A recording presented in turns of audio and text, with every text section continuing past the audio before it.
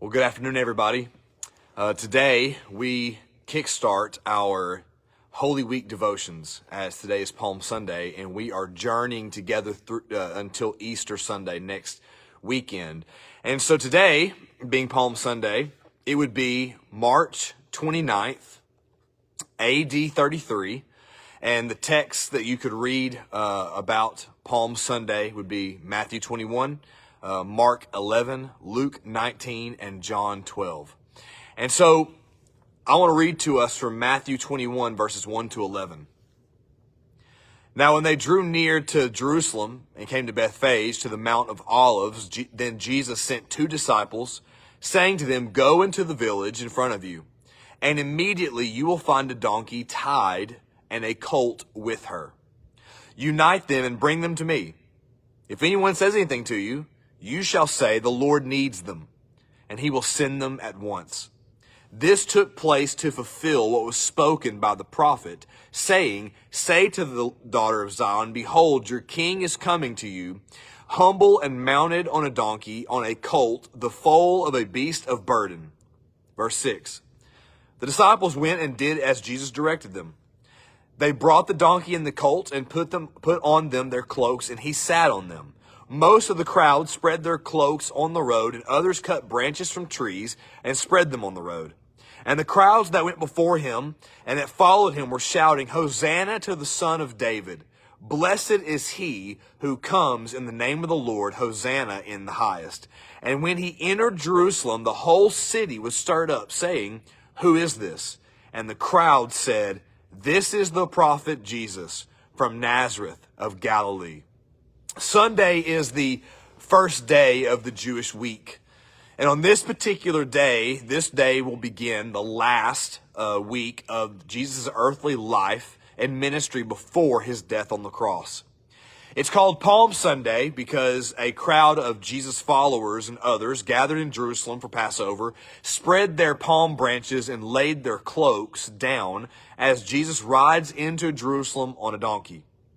Now, during this time of year, Jerusalem would be an exciting place. There would be a lot of energy. There would be a lot of celebration happening here in this because the Feast of the Unleavened Bread was culminating in Passover. This would be one of the biggest events or festivals that the Jewish people would celebrate. And so historians estimate that on Palm Sunday, starting around Palm Sunday, that the population of people would grow rapidly. For example, on average, Jerusalem had about 40,000 people, but during Holy Week festival, that number could be 6 times as many.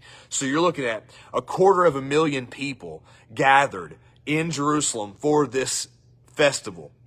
And the Roman leaders during this time would watch Jerusalem very carefully in order to control the crowds from getting too out of hand. Because they had been known, it had been known that there would be revolts from time to time from the Jewish people and against the Roman authorities. And so a lot of things were happening here. So the Romans are watching Jerusalem very carefully as a lot of Jews are gathering together. And so there's just a lot of players involved in the lead up, the build up to Holy Week. Well, Jesus enters Jerusalem on Sunday on a donkey. That was done in fulfillment of the Old Testament prophet Zechariah 9:9, that the Messianic King, the Savior, would enter the city exactly this way. Riding on a donkey also mimicked the same way that Solomon in the Old Testament rode in when he was declared king. So this was a significant moment. People seeing this knew what this meant. The message was unmistakably clear. The time has come. The King has come. That Jesus is coming to do what only he could do. The crowds, they responded initially with great excitement. Many of them had heard about the Messiah. They were looking forward and they were expecting a national savior, a deliverer to restore Israel back to its Davidic kingdom, to its glory days of the past. And so Jesus is one who spoke with authority, far more than their religious teachers.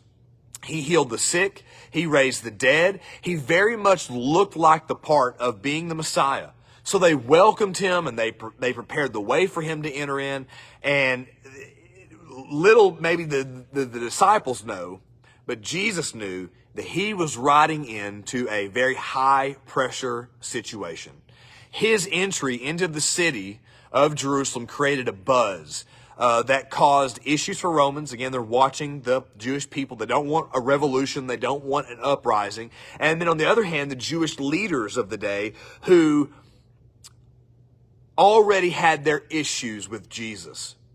And on the other hand, they also wanted a good reputation with the Romans because the Romans gave them some leeway in living life as they desired. So there's a lot of things going on here. It's a highly anticipated Sunday, Palm Sunday. Jesus rides in as the king. He will eventually predict his own death, and he will actually be lifted up on the cross, John 12, verse 20 to 36. So Jesus will go to the temple here on Palm Sunday before leaving to sleep in Bethany. And tomorrow, on Monday of Holy Week, there will be a lot of fireworks. And so, we'll touch on that tomorrow. But for Palm Sunday, we are reminded of this. This is the message of Palm Sunday. The message is the King is here. Our King is here. That King Jesus has come, and he has come to save everyone who will call upon his name and he will establish his reign forever. So we take heart in the message of Palm Sunday, that the Prince of Peace, the King of Glory, Jesus Christ, has come and he reigns forever, and he is in total control of what's going to happen over these next 7 days. So I hope that you'll journey with me as we do these live stream devotions, as we gather for Good Friday on Friday at 7 o'clock here at Freedom Fellowship, Easter Sunday morning, 10:30 a.m. I hope that you will journey with me, and that you'll see the significance of each day of Holy Week starting today. The King has come, and what a King he is. So I hope that this finds you well, and that you will be blessed, and we look forward to this time of devotion together. Thank you guys, and God bless.